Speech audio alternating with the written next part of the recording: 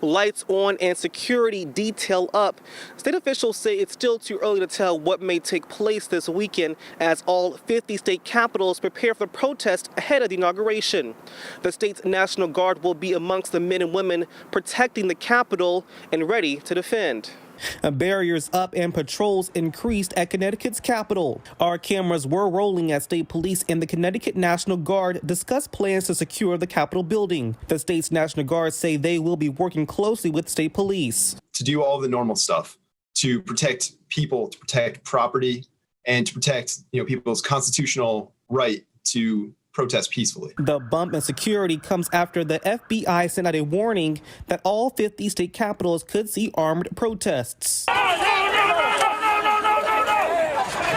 Many remembering the scary moments of last week's insurrection. 100 guardsmen from Connecticut will be deploying to the nation's capital, while remaining forces will be at the state's capital. Captain David Pitlick says the job may be harder for those who remain in state if things get out of control. Because let's remember that Connecticut National Guard members, we live here, we're your neighbors. We go to the same place of worship. Our kids all go to school together.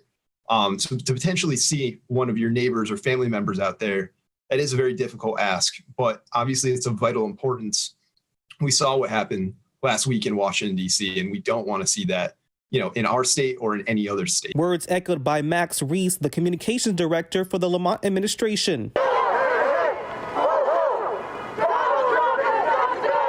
Reese says he hopes there can be the same level of respect for life and property as seen in previous protests, but he does have one concern. When we're discussing the demonstrations that we have heard about on social media that could happen this weekend, we're urging people to stay home. We're urging those counter protests to happen virtually. In any case, Reese says state and local law enforcement agencies are ready for anything. Look, everyone has a right to protest. If you want to protest the Capitol grounds, if you want to make your voice heard, absolutely. All of this should be done peacefully. There is no detail where National Guardsmen will be placed due to security reasons, but we are told that all areas of interest will be secured. At the state capitol, Brian Ditlake, Fox 61 News.